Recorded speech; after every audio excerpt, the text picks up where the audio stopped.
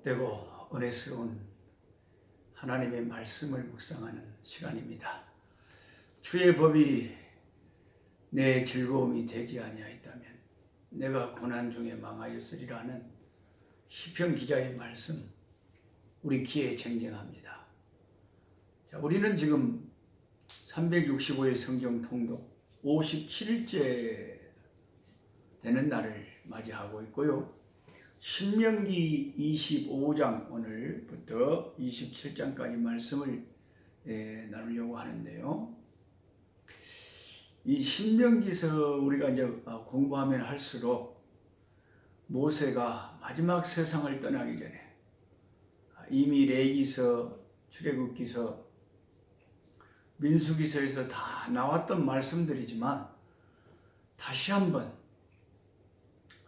이제 새로운 세대를 향해서 자기가 세상을 떠나기 전에 가나안에 들어가거든 이렇게 하나님을 믿는 백성들은 살아야 된다 하는 모든 것을 모세가 3번에 걸친 긴 설교 말씀을 통해서 신명기서에 말씀하고 있습니다. 참 중요한 율법의 대부분이 이 신명기서에 기록되어 있고 예수님께서도 이 신명기서의 말씀을 가지고 마귀를 대항하셨습니다. 그래서 우리도 이 신명기서의 말씀을 법대생들이 법을 연구하는 것처럼 하나님의 이 귀한 말씀을 신약의 빛 아래서 우리 주 예수 그리스도의 십자가의 복음 아래에서 계속 조명하면서 말씀을 탐구하고 있습니다. 자, 여러분 성경 신명기 25장을 펼치시면 자 이제 재판에서 1절부터 보면은 태형 판결이 나면 이 사람은 최고 몇 대까지 때릴 수 있습니까? 40대까지 때릴 수가 있어요. 태형 판결이 나면 40대 이상은 때리면 안 됩니다. 혹시 잘못돼서 사람이 또 생명에 지장이 있으면 안 되죠. 그 이상은 금지했는데 유대인들은 그들의 전승에 의하면 매를 때릴 때 재판관이 신명기 28장 58절부터 59절을 큰 소리로 낭독을 하면서 매를 때리는 도중에 그런 말씀을 낭독을 했다고 합니다. 자, 우리가 매를 맞으면서 한번 말씀을 듣는다고 생각해 봅시다. 신명기 28장 58절부터 이렇게 써져 있습니다. 네가 만일 이 책에 기록된 이 율법의 모든 말씀을 지켜 행하지 아니하면 내 하나님 여호와라 하는 영화롭고 두려운 이름을 경외하지 아니하면 여호와께서 내 재앙과 내 자손의 재앙을 극렬하게 하시리니 그 재앙이 크고 오래고 그 질병이 중하고 오래일 것이라. 자, 율법을 지키지 않아서 40대의 태형 매를 맞고 있는 사람이 네가 영화로우신 하나님의 말씀을 지키지 않으면 하나님의 재앙을 크게 받을 것이라는 것을 그 말씀을 낭독을 했다고 합니다. 그리고 이제 40대의 태형이 끝나면 시편 78편 38절을 읽어줬다고 합니다. 오직 하나님은 긍휼하심으로 죄악을 덮어주시어 멸망시키지 아니하시고 그의 진노를 여러 번 돌이키시며 그의 모든 분을 다 쏟아내지 아니하셨으니. 그 후에 말씀에는 이는 너희가 육체가 바람처럼 금방 사라져버릴 허망한 인생이라는 것을 하나님이 아시기 때문이다. 그러니까 이제 그 태형을 맞고 나서 듣는 말씀은 하나님이 긍휼하셔서 그 진노를 다 쏟아내지 않고 그래서 네가 완전히 멸망한 것이 아니라고 하는 하나님의 말씀을 들려줬다고 합니다. 하여튼 이 이스라엘을 섬기는 하나님의 백성들은 매를 맞아도 하나님의 말씀을 들려주고 매를 맞은 후에도 말씀을 들려주고 하나님의 말씀, 그게 이제 항상 중심이 되는 거죠. 그리고 이 율법을 철저히 지키기 위해서 혹시나 때리다가 율법에 40대 이상 못 때리게 딱 정해져 있으니까 혹시 실수로 41대를 때려볼까 봐서 사람들이 이제 깨를 내가지고 40대에서 하나 모자라는 39대를 때렸다고 합니다. 그래야 안전하게 40대 이상을 못 때리도록. 그래서 우리가 고린도후서 11장 24절에 보면 사도 바울의 말씀 가운데 내가 40에 하나 감한 그 권장을 5번이나 맞았다고. 이 사도 바울은 유대인들에게 그런 핍박을 그렇게 많이 복음을 전하다가 받으셨다고 합니다. 그리고 두 번째는 곡식 떠는 소의 입에 망을 씌우지 말라 하는 말씀이 4절에 있어요. 자, 옛날에는 마당에다가 곡식을 갖다 놓고 저도 이제 레소토 산속에서 그걸 봤는데요. 소나 짐승들이 막 밟습니다. 막 낙이나 말들이 막 곡식을 밟으면 계속 밟아요. 계속 이렇게 뺑뺑 돌려서 밟으면 그게 이제 곡식을 그 무겁게 밟으니까 콩이나 이제 익은 곡식들이 다 떨어지는 거예요. 그런데 그 소가 이제 이렇게 곡식을 받고 떨 때 소의 입에다가 대부분의 사람들은 다 망을 씌웠다고 합니다. 왜냐하면 소가 곡식을 떨다가 그걸 먹는단 말이죠. 그거 못 먹게 하려고 소의 입에 망을 씌웠다고 합니다. 근데 모세는 하나님 앞에서 이렇게 이스라엘 백성에게 권하면서 탈곡할 때 소가 받고 다닐 때에 소의 입에 망을 씌우지 말라. 이게 이제 율법으로 이스라엘 백성에게는 주신 거예요. 이걸 보면 하나님께서 짐승에게도 너무 가혹하게 하지 말라.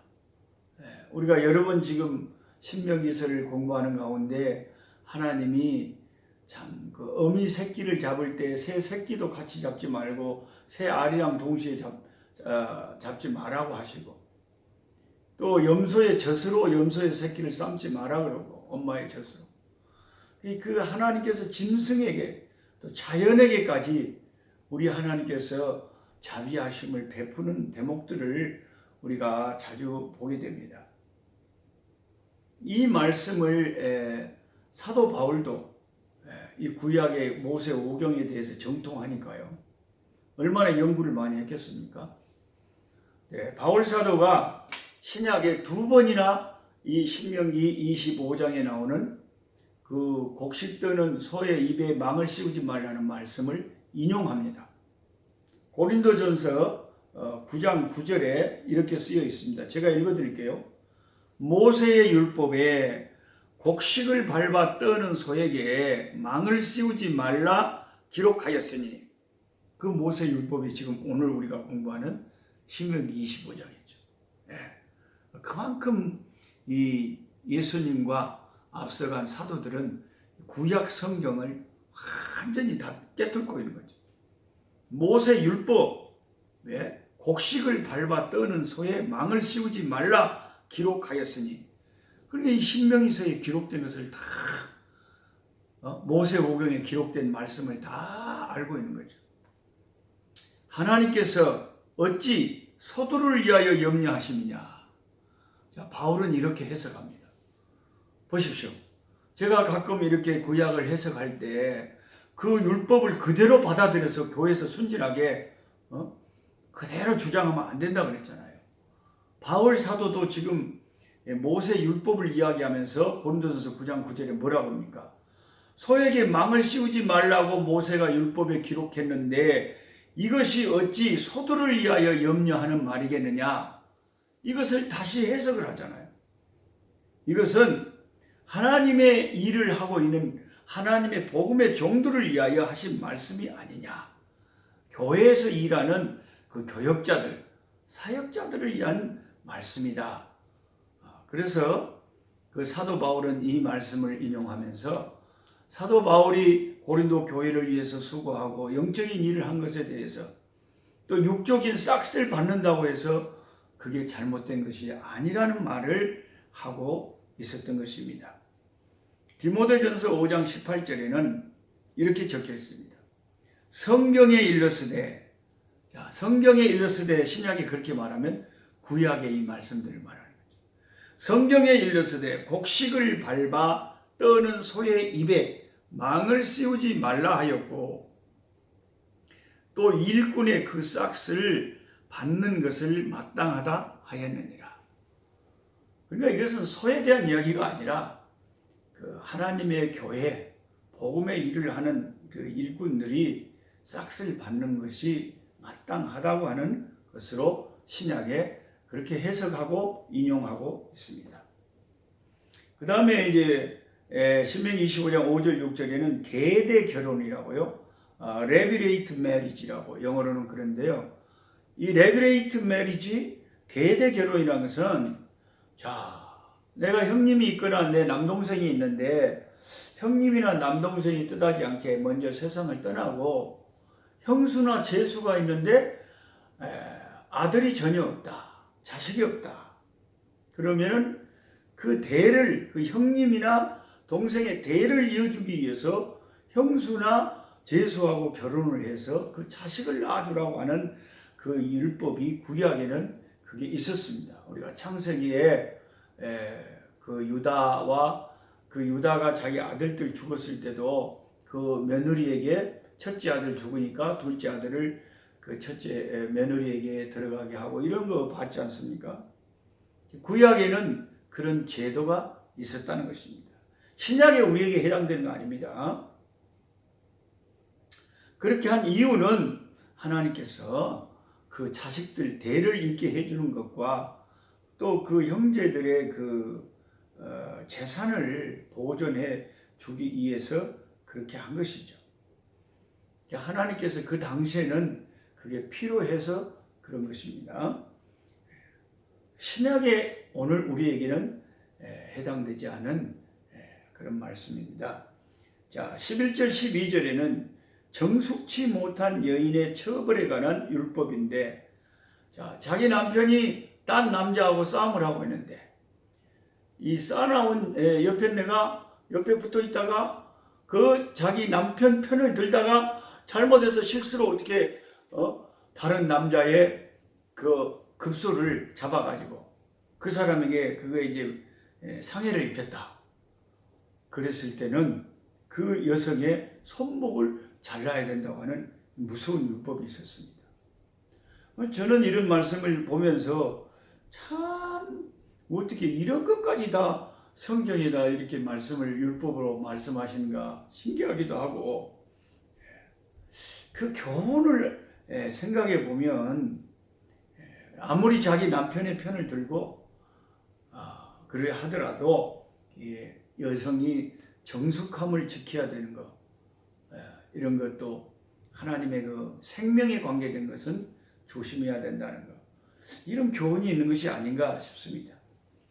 그 다음에 이제 12절부터는 자기 주머니에 서로 다른 저울추를 딱 가지고 있다가 자기가 물건을 살 때는 무거운 저울추를 딱 갖다 놓고 팔 때는 가벼운 저울추를 얹고 이렇게 파는 이런 상거래의 부도덕성에 대해서 율법으로 정해서 절대로 저울이 공평해야 된다는 것, 이것을 말씀하고 있습니다. 이 상거래에 대해서도 율법으로 지금 구약에 정해놓고 있습니다. 경제 문제에 있어서요. 잠언 말씀에 이런 말씀이 있습니다. 잠언 21장 3절에 의와 공평을 행하고, 의와 공평을 행하는 것은 제사 드리는 것보다 하나님께서 기쁘게 여기시느니라. 아멘.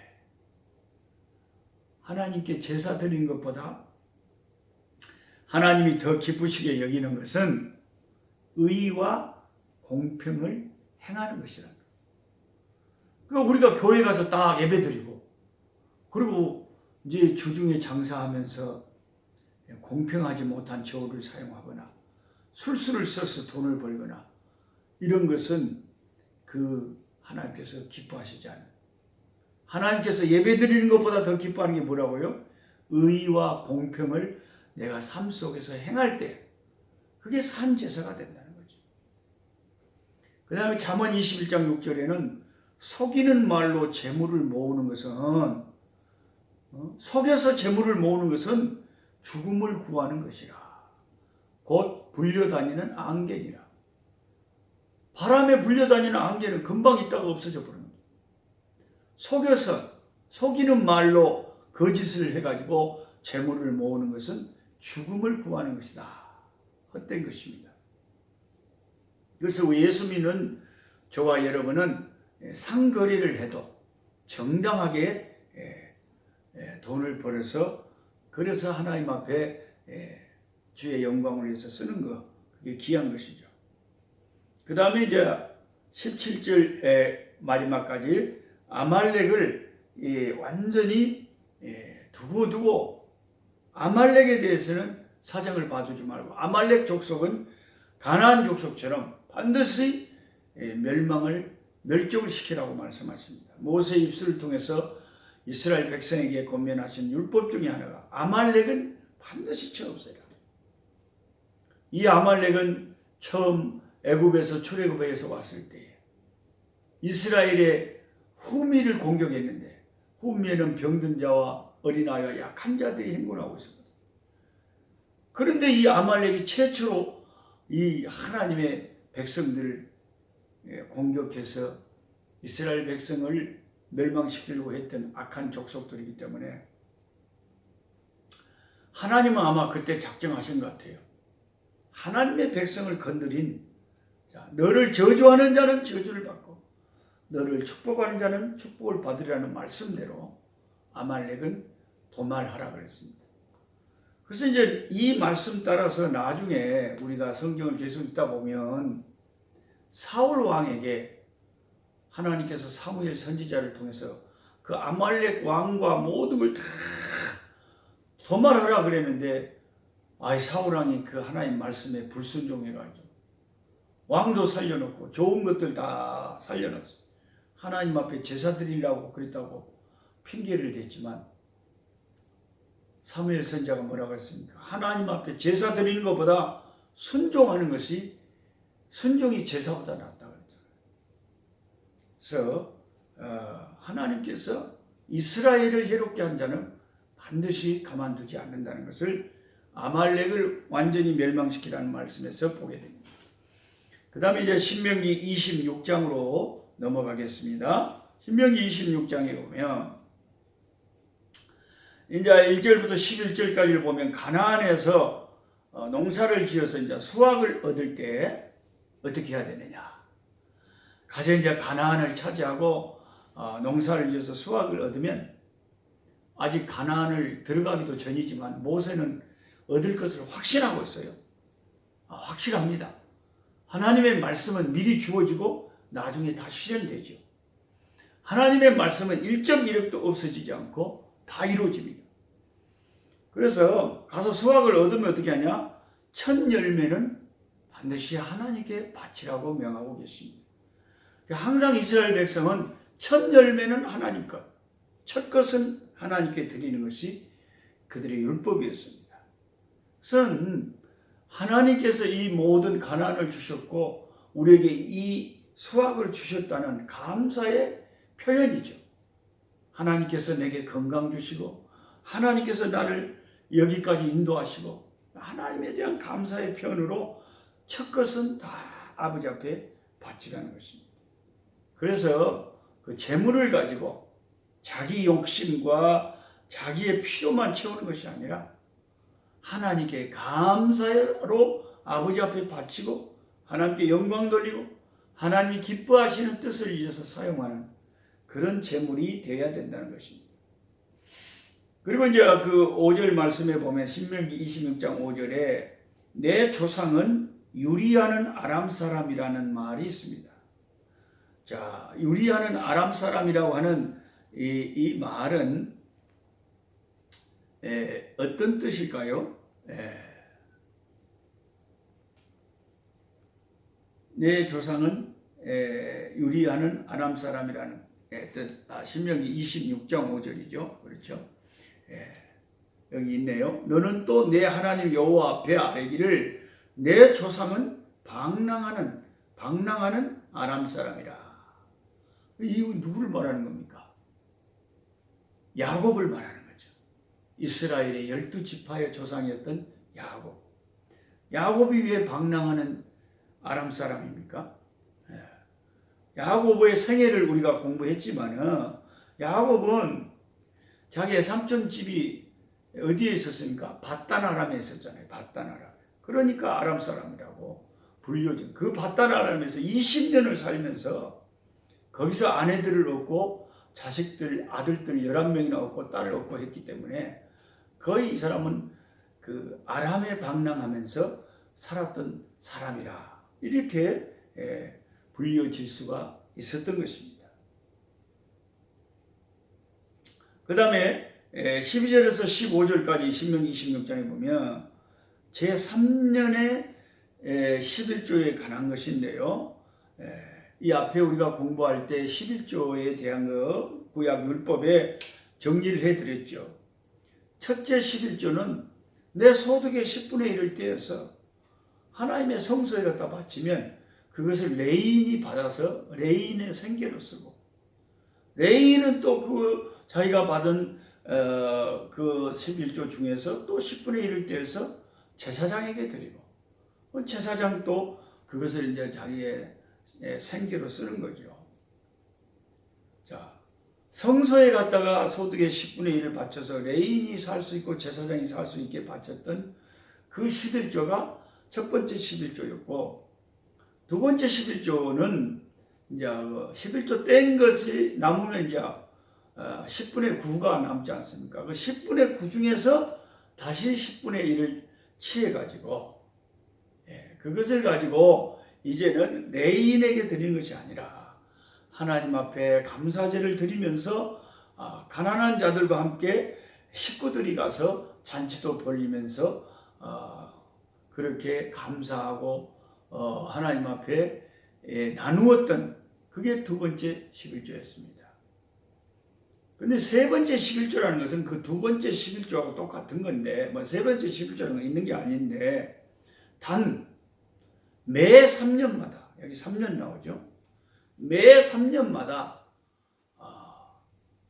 는 성소로 가서 그렇게 가난한 자들과 함께 나눠 먹지 말고 자기가 살고 있는 성읍에서 가난한 자들을 초청해서 그것을 매 3년에는 자기가 사는 지역의 인근 가난한 자들에게 그 11조를 3년에 한 번씩은 사용하라고 하는 그 말씀인 것입니다. 가난한 자들을 돕는 데 사용하라는 거예요.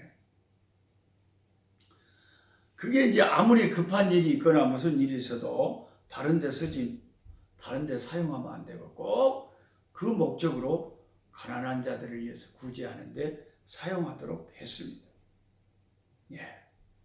그 다음에 이것은 오늘날 교회가 예를 들어서 큰 교회당 건축을 하거나 특별한 무슨 일 때문에 구제나 선교나 꼭 해야 되는 일을 못하고 이렇게 목적을 위해서 쓰지 않고 어떤 다른 데서만 모든 헌금을 다 써버리는 것을 금하는 것이죠.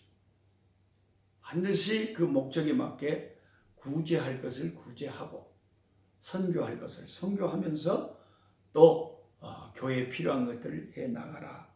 이런 교훈인 줄 믿습니다. 그 다음에 17절부터 19절까지 신명기 26장에는 무슨 말씀이 있냐면은 하나님께서 이제 축복의 말씀을 하시면서 여호와 하나님을 인정하고 그 모든 계명을 유의하며 지키는 자에게는 세상 모든 사람들 가운데서 칭찬과 명예와 영광 그것이 따르게 해주겠고 뛰어나게 해주시겠다. 그리고 하나님의 성민, 하나님의 거룩한 백성이라 일컬음받게 주겠다. 하나님은 반복해서 모세의 입술을 통해서 하나님 말씀을 잘 순종하고 여호와 하나님을 인정하고 하나님을 잘 따르고 섬기면 세상 사람들 가운데서 머리가 되게 해주고 꼬리가 되지 않고 칭찬과 명예를 얻게 해주시고 거룩한 백성이라 성민이라 일컬음을 얻게 해주시겠다. 이런 복된 말씀을 신명기 26장 17절부터 19절까지 하고 계십니다. 그 다음에 이제 신명기 27장으로 넘어가시면 이제 에발산과 그 그리심산에서 축복과 저주를 선포하는 그런 말씀 이 앞에도 나왔지만 또 이제 나오고 있습니다. 그런데 처음에 그 에발산과 그리심산 이야기 하기 전에 초반부에는 어떤 말씀을 하냐면 가나안 땅에 들어가거든 에발산에 기념돌을 쫙 기념비를 세우는데 그것을 석회로 발라서 그 돌 기둥을 세우고 거기에다가 하나님 지금 모세의 입술을 통해서 말씀하시는 하나님의 율법을 다 기록을 해서 이스라엘 백성들이 늘 보면서 기억하라고 하는 것입니다. 그때는 인쇄술이 많이 발전하지 않았기 때문에 오늘 우리가 가지고 있는 이렇게 율법의 책들을 가지고 있으면 좋겠는데 하나님께서 그 큰 기념 돌들을 만들어서 그 석회로 발라서 거기에 다 율법을 적으라는 거예요. 그래서 모든 사람들이 늘 보면서 하나님께서 명하시는 그 율법의 말씀들을 준행하라는 것입니다. 그 다음에 5절에 보면 27장 5절에 보면 하나님 앞에 이제 돌 제단을 이제 하나님 앞에 제사드린 제단을 쌓을 때 돌로 제단을 쌓을 때는 그것을 그 다듬는 돌 쓰지 말라고 하셨고 철기를 대지 말라고 했어요. 철로 된 그 연장을 가지고 그 돌단을 다듬지 마라. 그건 왜 그러냐? 이 철로 된 무기를 많이 만들어서 다른 생명을 해야 하는데 많이 쓰던 그런 것이기 때문에 생명의 하나님께 제사하는 예배하는 곳에서는 하나님께서 피 흘리는 거 그런 거 싫어하시잖아요. 그래서 다윗같이 하나님이 기뻐하시는 사람도 네가 너무 많이 손에 피 흘렸기 때문에 너는 성전을 짓지 마라 그랬잖아요.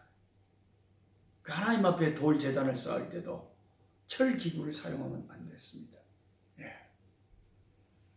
그 다음에 11절부터 13절까지 축복과 저주를 선포하기 위해서 가나안 땅에 들어가면 그리심산과 에발산에 올라가서 12지파가 반반씩 나누어서 그리심산에서는 축복을 선포하고 에발산에서는 저주를 선포해라 이렇게 말씀을 하고 계십니다. 이 두 산 사이에는 세겜이라고 하는 지역이 있었고 세겜에서 보면 동쪽에 그리심산, 서쪽 그 맞은편 서쪽에 에발산이 있었습니다. 그리심산에 올라갈 지파는 시므온 지파, 레위 지파, 유다 지파, 이사갈 지파, 요셉 지파, 베냐민 지파. 그 야곱의 레아와 라헬 본처에서 난 자녀들이네요. 이런 사람들은 축복을 선포하는 그리심산에 올라가고 에발산에 올라간 지파들은 루벤, 갓, 아셀, 스불론, 단, 납달리 지파. 이 6지파는 에발산에 올라가서 저주를 선포하라. 이 말은 이 6 축복을 선포하는 6지파는 복을 받고 저주를 선포하는 6지파는 저주를 받는다는 뜻이 아니고 하나님의 그 율법의 축복과 저주를 기억하기 위해서 하나의 연극 무대처럼 이스라엘 백성들이 나누어서 하나님의 말씀을 축복의 말씀을 탁 선포해보고 이쪽에서는 말씀을 안 들으면 어떤 재앙이 우리에게 임할 것인가 그 저주의 말씀을 선포해 보면서 하나님의 율법의 말씀을 계속 기억하도록 하는 그런 조치로 이런 명령을 내리신 것입니다. 이 저주에 대해서 이제 쭉 27장에 무슨 어떻게 부모를 공경하지 못한 자는 저주를 받을 것이다. 부모를 경홀히 여기는 자는 저주를 받을 것이라. 에발산에서 6지파 사람들이 와 그렇게 외치면 이쪽 지파에 있는 사람들이 다 남은 사람들 회중들이 어떻게 하라고 했어요? 아멘 할 거죠. 아멘. 우리가 축복의 말씀만 아멘 할 것이 아니라 내가 하나님의 말씀을 불순종하고 죄를 지면 이런 심판을 받게 된다는 것도 아멘 해야 됩니다.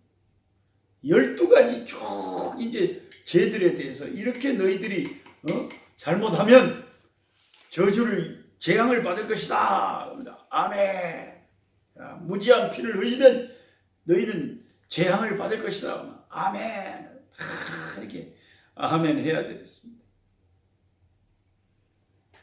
이 신명기 27장에 그 축복과 저주의 이런 말씀들을 보니까 우리를 모든 저주와 율법에서 자유함을 주시고 구속해 주시고 구원해 주신 우리 주 예수님이 얼마나 감사한지 모르겠어요. 우리가 율법에만 매여 있고 예수님의 피가 없었다면 어느 누가 그 모든 율법 613개를 다 지키면서 의로울 수가 있겠습니까? 예수님께서 율법에 다 지키지 못함으로 의롭지 못한 우리들을 의롭게 하시고 하나님의 나라에 인도하시려고 구원시켜 주시려고 예수님이 피 흘려서 우리를 이 모든 율법의 저주에서 해방시키시고 이 모든 저주 가운데서 우리를 완전히 자유케 해주신 우리 주님이 얼마나 감사한지. 흉악한 죄인 개수라도 예수는 능히 구원하네.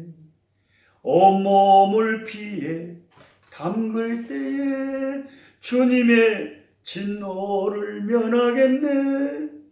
내가 그 피를 유월절 그 양의 피를 볼 때에 내가 너를 넘어가리라. 예수님의 피를 의지할 때 모든 저주가 우리를 넘어갈 줄 믿습니다. 내일 또 뵙겠습니다. 약한 자 힘주시고 강한 자 바르게 추한 자 정택함이 주님의 뜻이라. 해 아래 압박 있는 곳 주 거기 계셔서 그 팔로 막아 주시어 종이가 서